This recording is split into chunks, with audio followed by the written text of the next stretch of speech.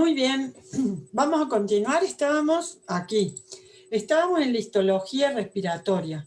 Es importante echarle una mirada, no solamente por lo que vamos a ver nosotros de los intercambios de gases y demás, sino porque dentro de la rutina histológica muchas veces va a tocar que en quirófano tomen una biopsia del tejido pulmonar, lo entreguen al laboratorio para que haga justamente el procesamiento, la coloración, enviarlo a patología y así determinar si supongamos un nódulo visto en imágenes, por ejemplo, o en el esputo también se puede analizar, como dicen ahí, en los escupitajos del paciente, dicen en las malas traducciones o graciosas traducciones. Pero les puede tocar una biopsia de tejido pulmonar para ver si un acúmulo visto, por ejemplo, en una imagen es un tumor benigno, si es un tumor maligno, con qué grado de malignidad o de indiferenciación se encuentra, si es un nódulo gaseoso. Recuerden que anida el bacilo de Koch y hace, o Koch, como le quieren decir, y hace unos nódulos muy especiales en el proceso de la tuberculosis. Y nosotros tenemos que conocer entonces algo del tejido pulmonar. Decíamos que en ese epitelio, en esa mucosa, en la parte alta de la mucosa de la cavidad nasal están las neuronas especializadas en enviar impulsos nerviosos al cerebro cuando cada una de ellas detecta un grupo de sustancias en particular disueltas en el aire, o podríamos decir mezcladas en el aire o disueltas en el vapor que naturalmente tiene el aire, y cada una de estas neuronas dispara de acuerdo a su modalidad sensorial. O sea, algunas disparan con olor sulfuroso, a huevo podrido, por ejemplo, otras a gases metano, como los gases de la digestión de los animales de sangre caliente, olor de la orina, justamente. Muchos de ustedes, de los laboratoristas, antes de hacer un análisis o una determinación, ya saben por los olores, tienen aguzado el olfato y sienten los olores de la orina o de la sangre y suelen saber ya de antemano a qué se están por enfrentar antes de hacer el análisis o la determinación. Y mientras que en la boca, en vez de lo disuelto o mezclado en el aire, sensan lo disuelto en el agua de los alimentos, y para eso ayuda la saliva, que humedece también los alimentos secos. Bueno, todo esto, perdón, era, bueno, también están estas cavidades, los senos paranasales, que para combinarlo o integrarlo con lo que hemos visto en inmunología, cuando hay una infección, o sea, una lucha, digamos, con citoquinas, células y moléculas intervinientes en la defensa inmunológica de estos agentes patógenos o antígenos en la cavidad nasal, si no se resuelve prontamente, el exceso de mucus secretado y de jugos secretados aquí se acumulan en los senos, y esa inflamación de los senos paranasales se conoce como sinusitis, que genera, por supuesto, molestia, dolor, como corresponde a la inflamación, y como están los continentes óseos, no es posible ver la hinchazón, pero sí está ocurriendo internamente en la mucosa, generando, por supuesto, falta de aire, falta de conducción del aire por la nariz, o sea, la nariz tapada, y cuando corresponde a un proceso alérgico, con secreción acuosa, con picazón, estornudos seguidos, y etcétera, y etcétera. Bueno, importante para la faringe destacar entonces que hay un reflejo, que es el reflejo de deglución, el de tragar, que entonces se produce cuando el alimento movido por la lengua, masticado, cuando está suficientemente masticado o disminuido en tamaño, es llevado justamente por la lengua hacia atrás. Cuando está el alimento en la parte posterior de la lengua, acá, que ha tocado la parte posterior del paladar y de la lengua, aquí están sensores nerviosos, neuronas sensoriales, que desatan, informando al cerebro, el reflejo de deglución. Por eso cuando uno coloca algo atrás de la lengua, lo dispara el tragarlo, o sea, el reflejo de deglución. Y en ese reflejo de deglución, acá en faringe, tiene que estar incluido el cierre de la epiglotis, para evitar que el alimento vaya a ingresar a la tráquea.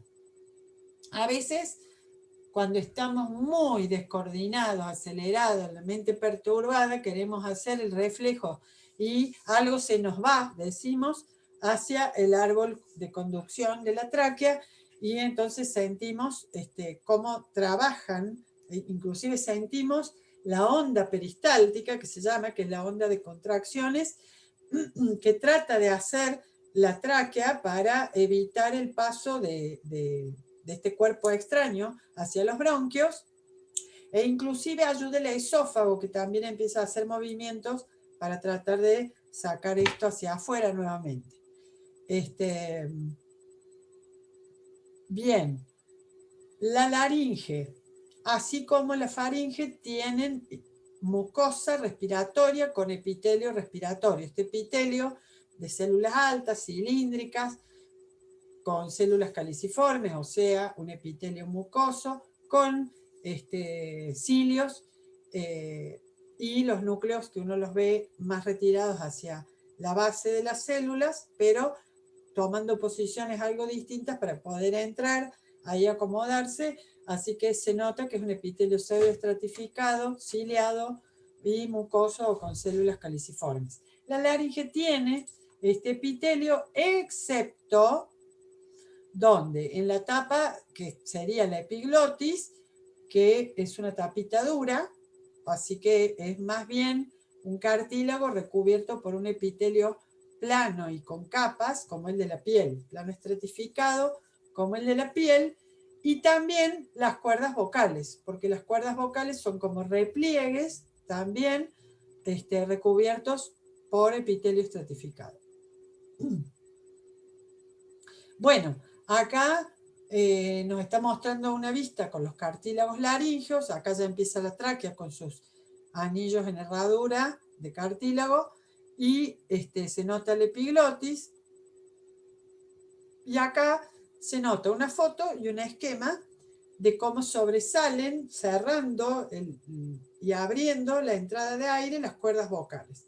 Las cuerdas vocales tienen esta parte que es tendinosa, digamos, más durita, y esta parte que está, digamos, movida por la contracción de músculos, que son los que al contraerse abren, ¿sí?, la apertura o la cierran, ¿sí? Tensan las cuerdas y abren, o las relajan y se cierran. Y así hacemos haciendo pasar el aire, justamente, expirando el aire y haciéndolo pasar por entre las cuerdas, lo hacemos sonar más agudo o más grave, ¿no? Por eso el nombre de cuerdas, justamente, porque es un órgano de viento. Es un órgano, podríamos decir, musical de viento, nada más que acá se las ve cerradas, ¿sí?, relajadas, y acá se las ve en un grado máximo de contracción, probablemente haciendo un sonido agudo. Bueno, en cuanto a la tráquea, en un corte, digamos, con en este caso transversal, pero también se han sacado algunas capas en forma longitudinal para observar cómo se disponen los tejidos. Por supuesto que adentro tenemos el revestimiento, que sería el epitelio respiratorio, o sea, el pseudoestratificado, ciliado, con células mucosas, y unas capas pobres, pero las hay, de musculatura, que es la que va musculatura circular, las células están dispuestas así, cerrando un poco el calibre de la tráquea y al relajarse abriendo. Y algún que otro músculo más bien longitudinal, pero estos musculitos están más que nada destinados a tirar o no de los anillos, los semianillos, las herraduras de anillos cartilaginosos. Y esto que está acá en amarillo sería el anillo cartilaginoso o la herradura de cartílago, que hay 20 a lo largo de toda la tráquea. Y lo voy a mostrar, a ver si está acá. Bien, acá sí, se observa, esto es un corte transversal que está pasando, perdón, más abajo, por la tráquea y la parte alta de los pulmones o de un pulmón. Entonces está tomando acá un bronquio principal, que es muy parecida a la histología a la tráquea, y el parénquima, o sea, la parte principal del pulmón, ¿sí?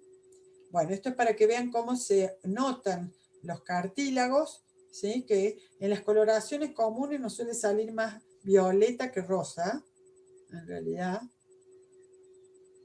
Y acá se nota la herradura de anillo, de cartílago traqueal, que se nota, como les decía, con algo más acidófilo, más violeta que rosa.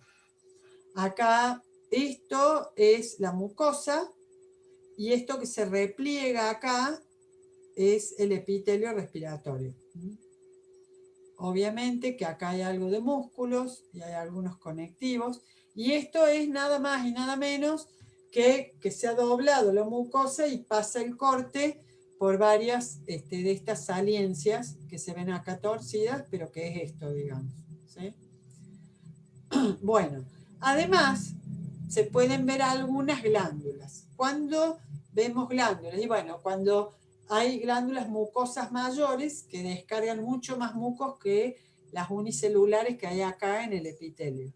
Eso es porque sería insuficiente solo el mucus del epitelio, entonces hay algunas glándulas importantes alojadas profundamente que tienen, bueno, sus células secretoras de mucus y liberan el mucus por conductos acá para aumentar la cantidad de mucus a la tráquea o a los bronquios según el caso.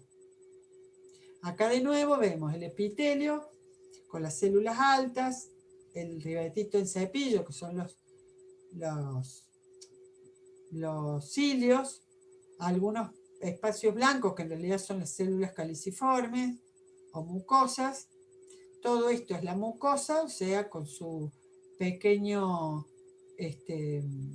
conectivo laxo. Acá hay algo de fibras de músculo y ahí empieza el cartílago. Bueno, esto que está diciendo acá son los problemas que enfrenta el aire cuando tiene en contra, digamos, la fricción generada por la disminución del tamaño o calibre. O sea, la tráquea se divide a la altura de la tercera dorsal en los dos bronquios principales y luego comienzan a ramificarse más y más. Esto ocurre aproximadamente unas 25 veces, con lo cual imagínense la cantidad de bronquiolos y bronquiolilios que hay. Y hasta la etapa bronquios, digamos, o hasta la fase bronquios, conservamos cartílagos, músculos, la parte elástica, de conectivo elástico, que es el que permite la elasticidad, y la mucosa. Pero luego, en los bronquiolos, ya no tenemos más cartílago, no hay más sostén porque el diámetro es microscópico, ya no hay posibilidad de modificar ese calibre pequeño porque no hay más músculo y solo nos queda el epitelio con un delgado conectivo en los bronquiolos más delgados. Y la sucesión sería de los bronquios principales que van a regar lóbulos grandes del pulmón, pasamos a los segmentarios, de los segmentarios o secundarios pasamos a los bronquiolos, ¿sí? Que son ya muchos más, y estos pierden estas capas, todo sostén de cartílago y demás, y quedan prácticamente con la mucosa, o sea, con el epitelio y su conectivo elástico, y ya acá no perdemos la posibilidad de regular el calibre, convirtiéndose estos bronquiolos en bronquiolillos y estos en lo que se llaman conductos alveolares, que sería como el último tramito de cañito, y estos se transforman en los sacos alveolares que hablábamos el otro día, que son varios alvéolos juntitos, cada uno de ellos un alvéolo. Entonces, acá tenemos en la histología, en un corte por pulmón, está pasando por todavía bronquios, porque se ven cartílagos que ya se van segmentando en pedacitos, ya no son ni herraduras. Acá se ve una rama de una arteria, como verán, y en cambio esto son conductos de aire que están cortados, digamos, oblicuos, entonces se los ve justo cuando están por dar lugar a bronquiolos menores. Esta última fase ya se llama bronquiolo terminal o respiratorio, y ya a partir de ahí van a venir cada uno de estos sacos alveolares que se observan con varios alveolitos, cada uno de ellos es un saquito, y cada uno de esos chiquititos, este es un saco y eso es un alveolo, que cada uno de esos. Por eso yo les decía que el pulmón no es una bolsa que se infla y se desinfla, sino en realidad una serie de ramificaciones hasta llegar a alvéolos que se llenan de aire y se vacían, no, se liberan de un poco de aire en la expiración, ¿no? Bueno, ya van a entender mejor cómo termina esto, pero acá lo tienen escrito, pasamos de bronquios a bronquios menores, menores, menores, hasta bronquiolos, los bronquiolos, bronquiolillos, dando lugar a los bronquiolos terminales o respiratorios, ya ahí no hay más que epitelio y un delgadísimo conectivo, y por detrás ya hay más alvéolos y capilares sanguíneos. Estos terminan en los conductos alveolares que se abren en los sacos. Y cada saco alveolar o saco aéreo tiene varios alvéolos. La unidad funcional, o sea, ¿qué es lo mínimo que hace intercambio gaseoso en un pulmón? Un alvéolo. Entonces la unidad funcional del intercambio gaseoso en realidad es el alvéolo. Bueno, esto ya lo saben de anatomía, como son los pulmones, que son pares, que tienen 3 lóbulos, 2 lóbulos, que tienen una forma aproximadamente cónica con la punta hacia arriba, que están encastrados entre la cavidad pericárdica y con el corazón, digamos, se ramifican o arborizan juntos, en este caso con las arterias y venas pulmonares, compartiendo prácticamente el espacio con el callado de la aorta y la vena pulmonar, que justamente lo separa el mediastino, ¿verdad? Porque ese es un sitio en donde se suelen localizar tumores, cánceres, el cáncer de mediastino, ahí justo abarcando entre los pulmones y la cavidad pericárdica. Y bueno, tenemos que los pulmones tienen todo un estroma y un parénquima, ¿no es cierto? En el parénquima que encontramos los conductos, la porción conductora y la porción funcional, la porción conductora respiratoria, o sea que ya participa de lo funcional respiratorio, en donde empieza en el bronquiolo respiratorio, los conductos alveolares, ya lo vamos a entender mejor, cada saco alveolar con sus alvéolos. El estroma pulmonar, parénquima sería lo que compone el órgano para hacer su función real, y el estroma está sosteniendo y aportando todo lo que esta función merezca, y entonces tenemos la pleura pulmonar o visceral, la aplicada sobre el pulmón, los tabiques conectivos, dividiendo los lóbulos y las partes funcionales, digamos, todo el árbol conectivo que está llevando justamente, llevando y trayendo nervios y vasos, y el tejido intersticial que estaría muy delicado y poco ese conectivo entre estos sacos alveolares. Cuando no están pegados uno a otro, hay un pequeño tejido intersticial, células que han quedado, digamos, entre todo este árbol respiratorio y el circulatorio, ¿no? Entonces, cuando uno hace un corte de pulmón, que es muy delicado, obviamente, de montar, de que no se nos arrugue, vuele y demás, porque hay mucho aire.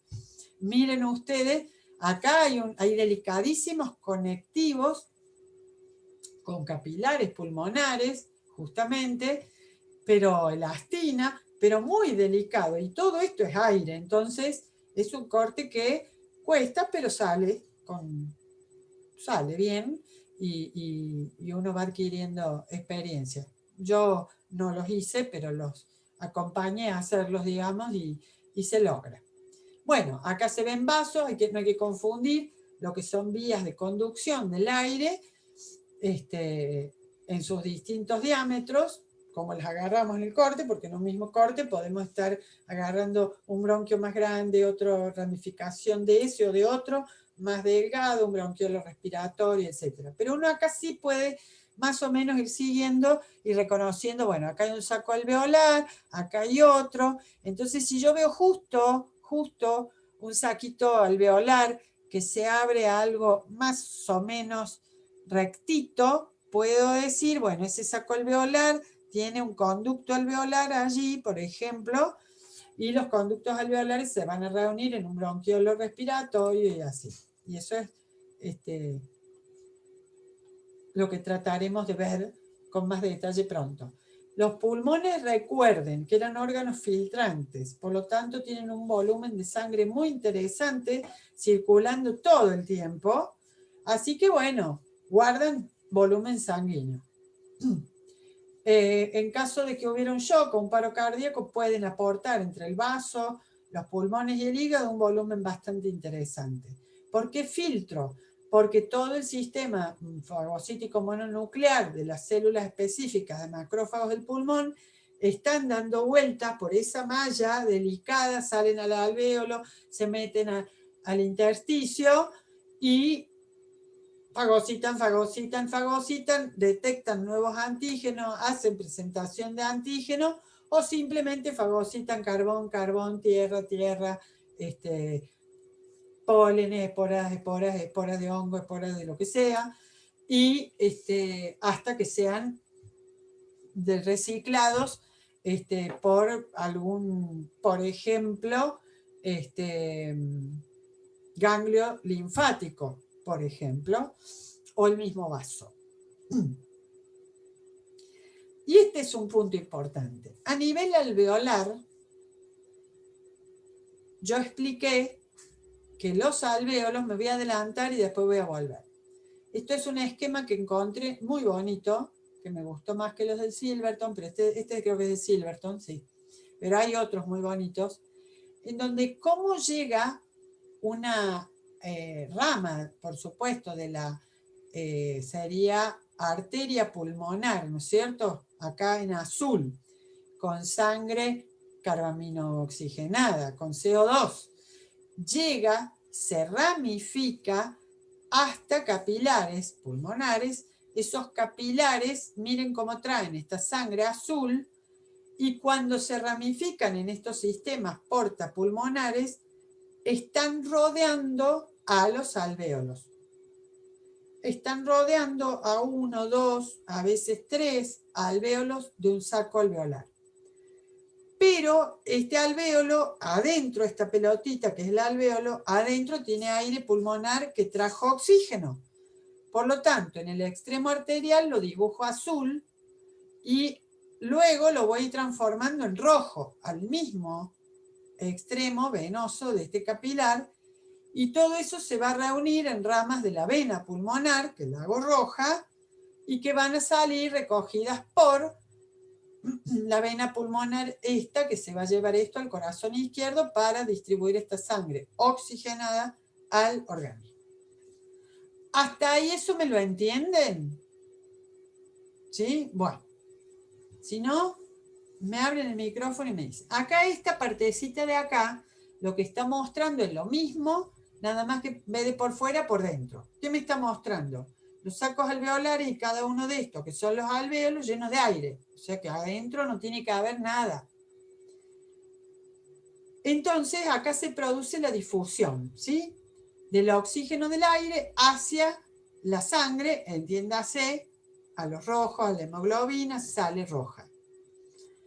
Entra por vena pulmonar y por arteria pulmonar y sale por vena pulmonar, porque acá va al revés el color rojo y el azul, ¿sí?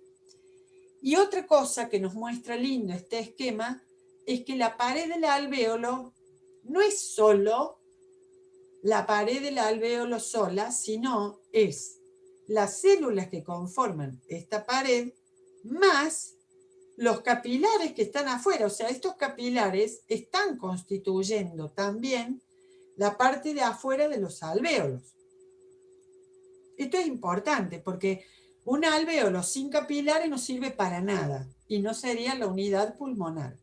Y además, otra cosa importante, atención, es si acá viene esta sangre arterial a presión, perfunde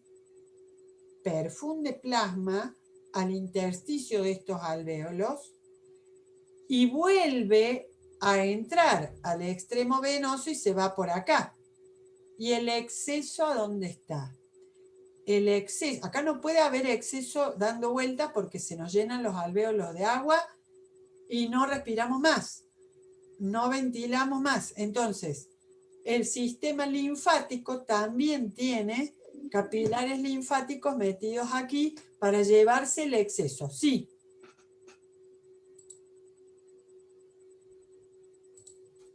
Sí. ¿Quién me pregunta? Alguien habló, me parece, ¿o no? Bueno, alguien dijo algo, pero se arrepintió. Bueno, entonces volvemos a decir, acá también hay linfáticos, no hay tantos, pero hay, llevándose el exceso de la perfusión o filtración y la absorción o reabsorción que van a hacer los capilares en el extremo venoso. Porque si esto no funciona, entonces se van llenando de líquido los alvéolos. Pero además, esto tampoco es suficiente. Ya van a entender por qué. Este es el esquema de Silverton para mostrarnos lo que se llama la membrana de intercambio gaseoso. Yo siempre le dije antes que Silverton la membrana respiratoria, pero por una cuestión biológica, porque esta es la superficie, la superficie real, muy delgada, donde se van a difundir los dos gases. Y esto puede ser para un pez en una branquia, adentro, afuera, que se le salgan, lo que sea. En nosotros es en un pulmón interno, mantenido húmedo, fíjense, relicto de cuando estuvimos en el agua antes de salir a la tierra. Y esto es como entrar a una camarita microscópica y dejarla dentro de un saco alveolar. Lo que estamos viendo es a este alvéolo, a este vecino, a este alvéolo y a este, que deben ser parte de un mismo conducto alveolar que se abrió en estos 4 o 5 alvéolos que uno alcanza a ver acá, mostrándonos que los alvéolos están hechos de unas células bastante planas que son los neumocitos. O sea, los neumocitos, neumo es aire, pero también se usa para hablar de los pulmones. Neumogástrico, neumotórax.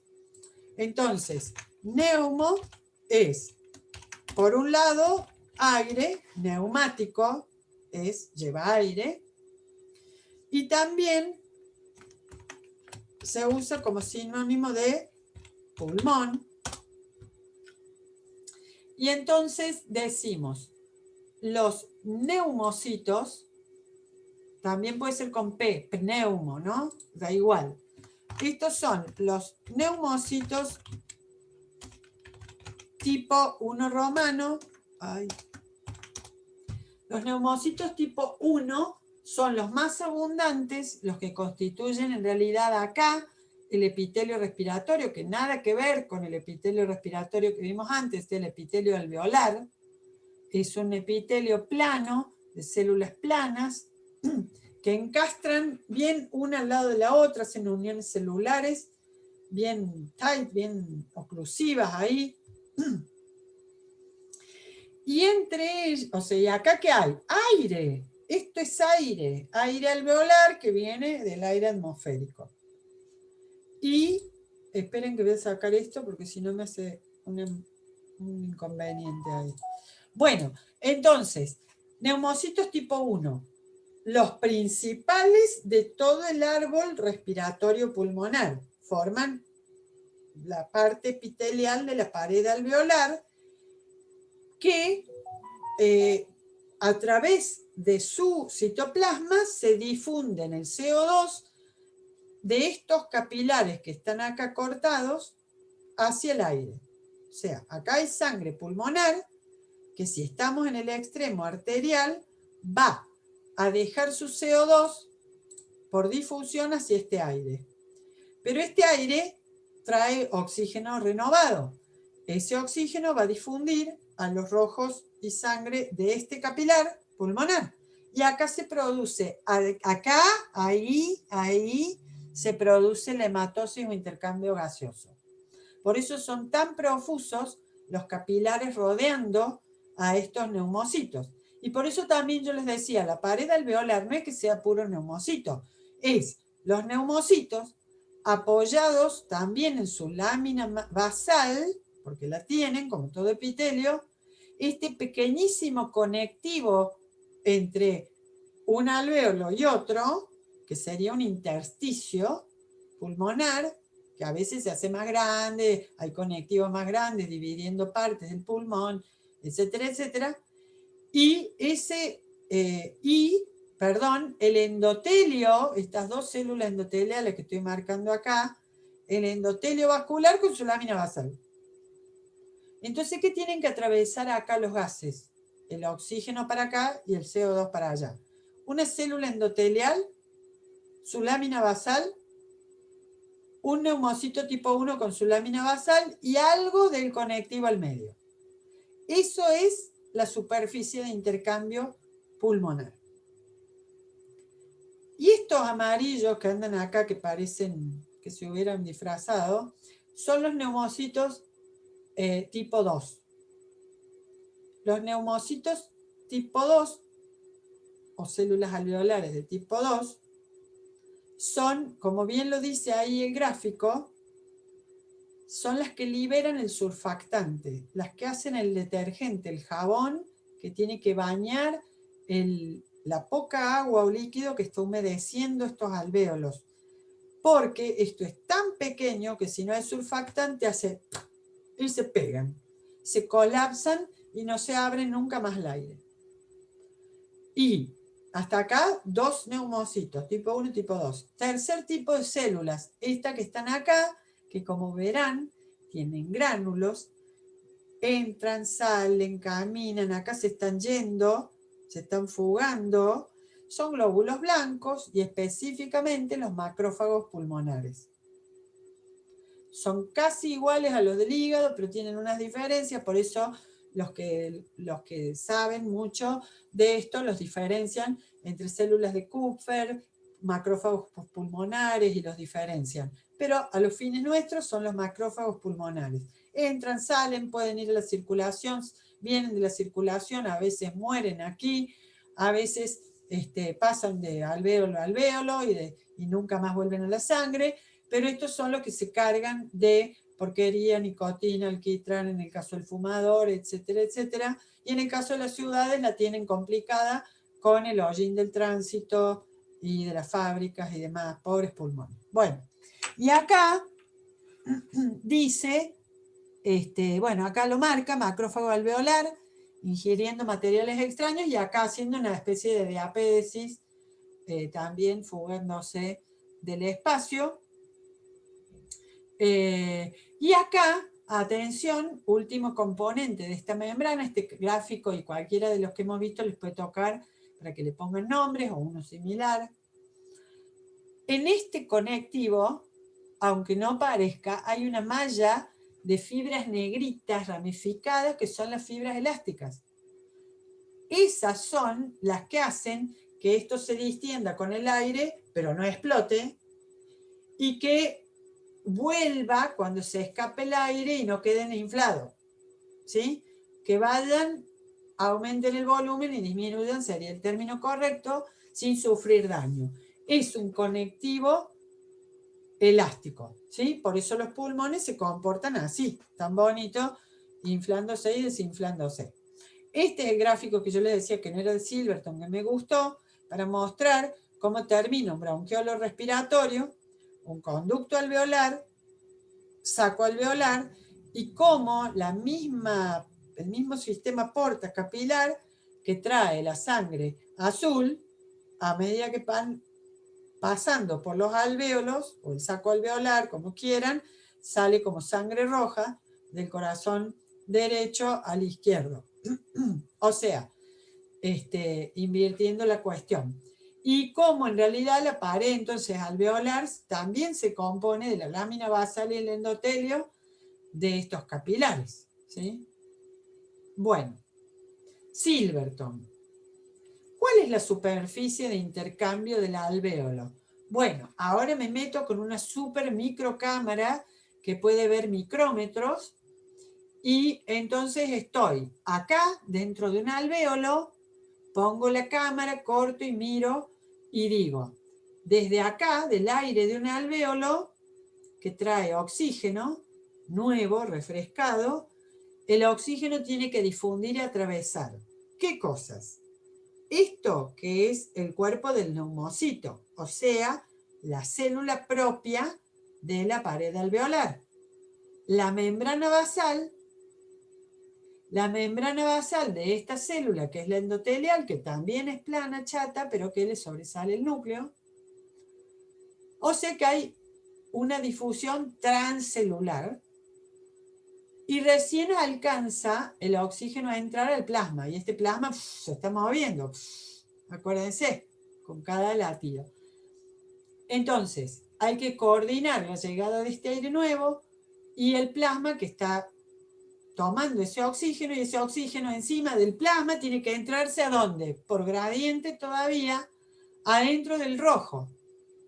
Y adentro del rojo, irse tironeado por la afinidad del hemo y a entrarse a los hemos de la hemoglobina. ¿Qué serie de Netflix ni serie de Netflix? Acá tenés un viaje mesiánico del pobre oxígeno desde el aire atmosférico por ahí, desde Carlos Paz, desde el Polo Norte, tuvo que llegar a este neumocito 1 de tu pulmón y pasarlo y